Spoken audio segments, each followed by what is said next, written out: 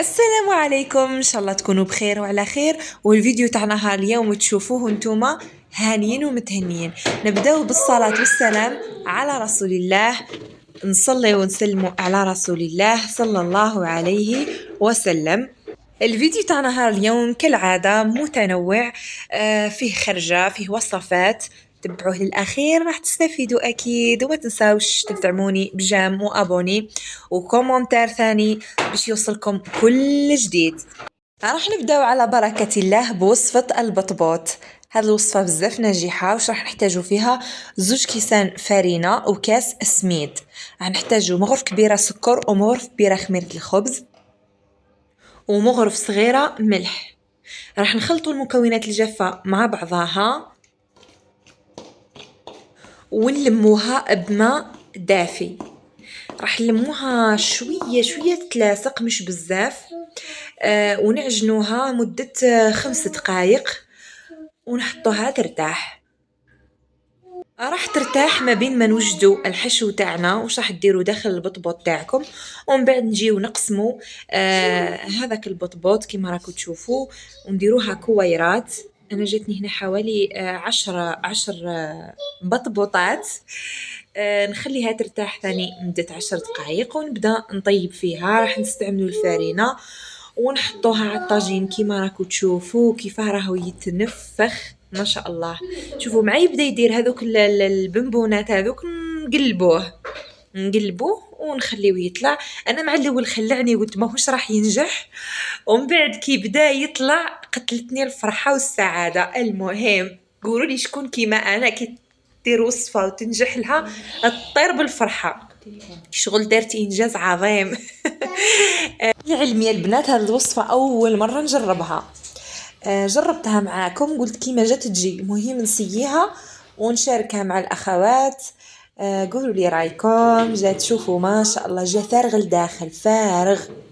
سيوا الوصفه هذه وادعيوا لي. ما قلت لكمش يا البنات ما تقووش النار بزاف، النار ديروها متوسطه وسخنوا الطاجين من قبل وطيبوا.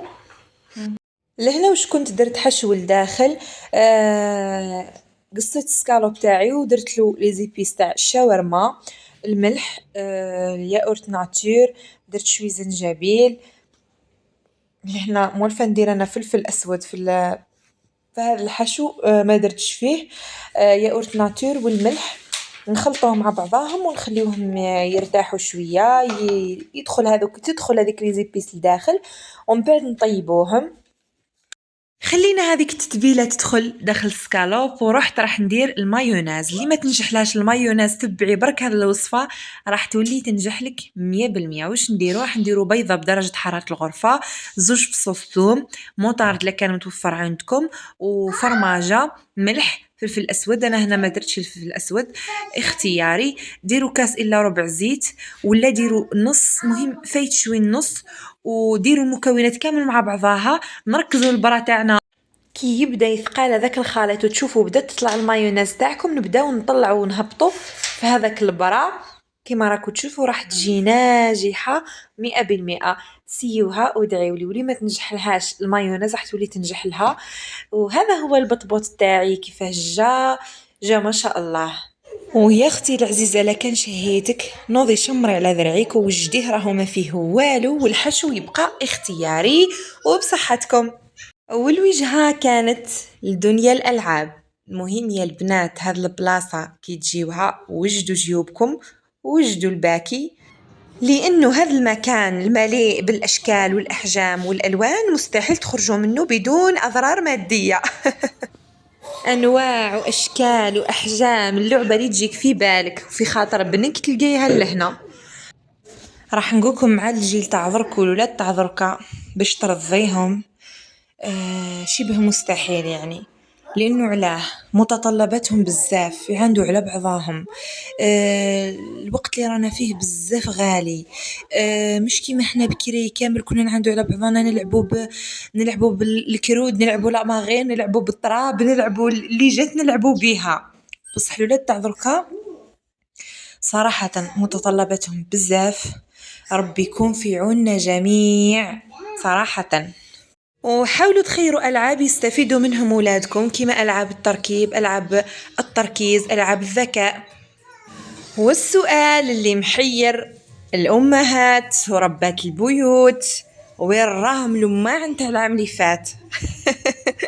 هذا السؤال كل عام نعاودو نحيرو فيه ونعاودو نسألوه، وين راهم الأماعن تاع العام اللي فات؟ وين راهم لي بورتمونجي؟ وين راهم السحونة؟ وين راهم المغارف؟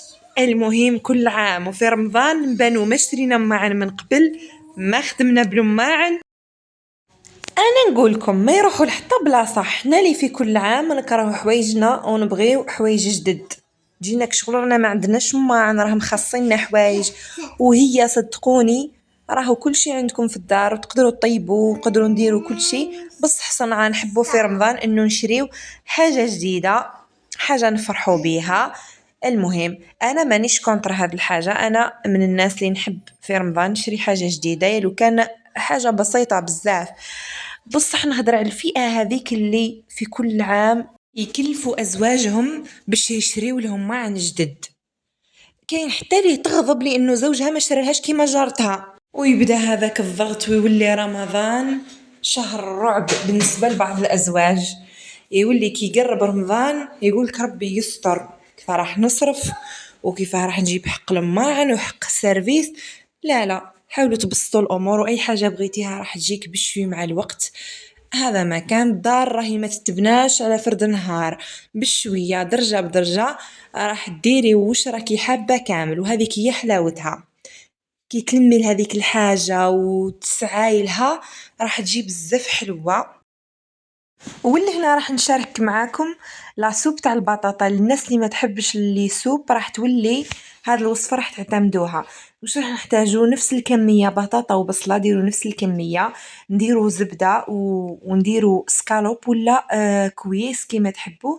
راح نحتاجو توابل الدجاج، ملح، فلفل اسود، نقليوهم مع بعضاهم ونمرقوا بالماء ونخليوها طيب.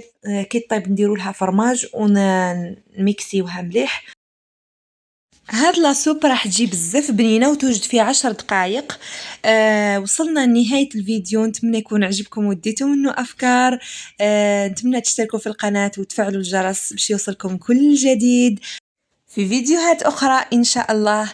نخليكم في امان الله وحفظه، والسلام عليكم.